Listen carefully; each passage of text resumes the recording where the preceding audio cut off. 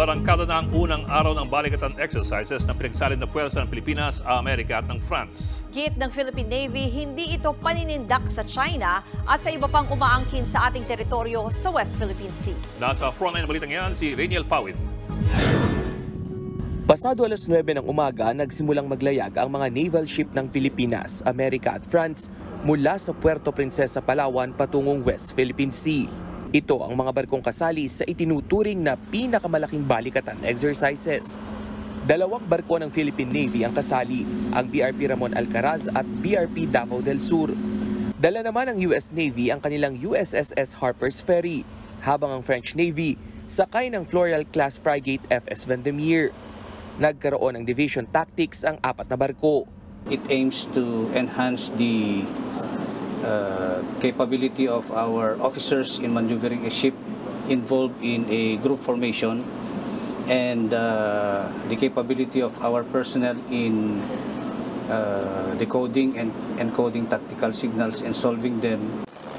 Sa BRP Alcaraz, lumapag ang isang helicopter na pinalipad ng dalawang pilotong Pinay.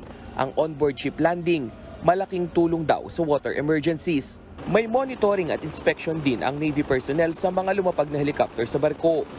Sa ship formation patungo sa northeast ng Palawan kung saan gaganapin ang iba pang naval exercises, nakapronta ang French naval ship na Vendémiaire, habang nasa likuran ko naman ang USS Harper's Ferry.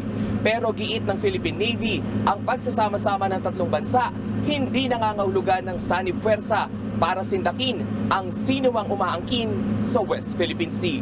This exercise does not have the intent of showing to address a current scenario.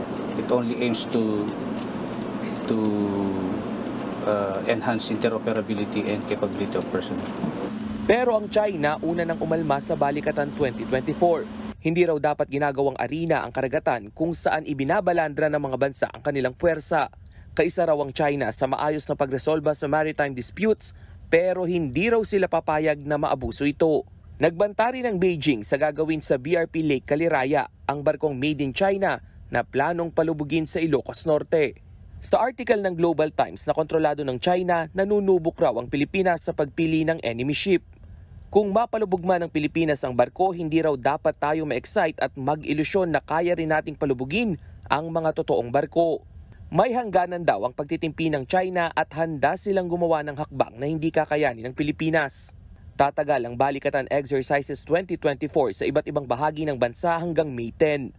Sa katatapos naman na bilateral strategic dialogue ng Pilipinas at Amerika, naglabas ng joint statement ang dalawang bansa. Nagkasundo silang magtutulungan sa maritime security at iba pang issue sa rehiyon. Nagbabalita mula sa Frontline, Rainiel Pawid, News 5. Mga kapatid, Lucy Cruz Valdez po, maging maalam at may pakialam sa mga napapanahong balita sa bansa. Tumutok at mag-subscribe sa News 5 social media pages.